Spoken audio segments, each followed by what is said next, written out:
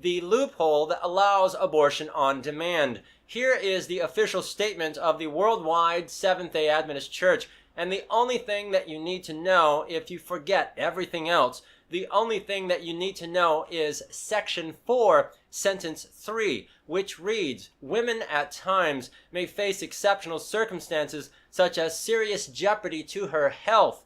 Everyone who is familiar with the history of abortion and the language used to make abortion legal will immediately see that this is the loophole that allows for abortion on demand. How so? The most commonly cited definition of health comes from the World Health Organization, which states right here, health is a state of complete physical, mental, and social well-being. The word well-being is notoriously vague and subjective. It is a global assessment of a person's quality of life according to his own chosen criteria. Well-being stems from the individual's perception of their current situation and their aspirations, and the awareness that our desires are being realized is what we call well-being. This 5-word phrase, serious jeopardy to her health, this is the loophole that allows for unrestricted abortions on demand, including late-term abortions even until birth. The reason is because leaders in the Adventist Church who approved this document made no effort whatsoever to define the word health.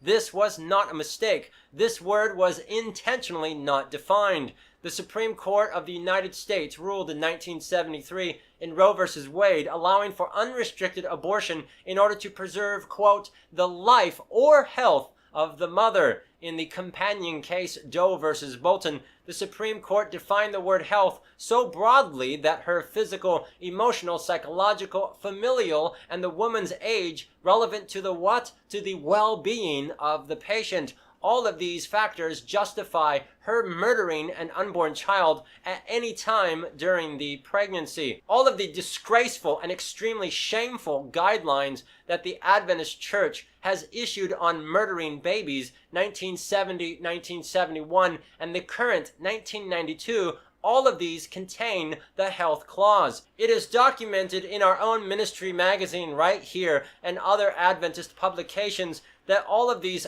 guidelines were created for the sole purpose of allowing the Adventist Church to profit from murdering children in their own hospitals and to win the approval of the world. It states right here in our own official magazines that the wording of the new guidelines was broad enough to interpret any way you chose to. This allowed Adventist hospitals to open their doors to abortion on demand through the 20th week and even later for compelling what? Compelling social reasons, and still be in harmony with the GC guidelines, and that is a direct quote from the GC Vice President, July 8th, 1970. God intended that the health message would be a powerful means to reach people for Christ, and it has been called the right arm of the gospel. But rather than use this to lift up Jesus, we have used the right arm of the gospel to literally rip off the right arms and legs of little boys and girls. We have used the health message to justify murdering innocent children. It doesn't matter what else is written in those, quote, guidelines. It could be 1,000 pages long, filled with the nicest, sweetest, most pleasant, and godly-sounding theological affirmations and declarations. As long as you have this one loophole, nothing else matters, and the leaders of the church know this. When you are talking with the leaders in our church, they always cite the mother's life clause and never the mother's health, because they know that this is the loophole. Leaders in our church, of course, never say this, because if they stopped being dishonest and stopped lying and stopped using euphemisms,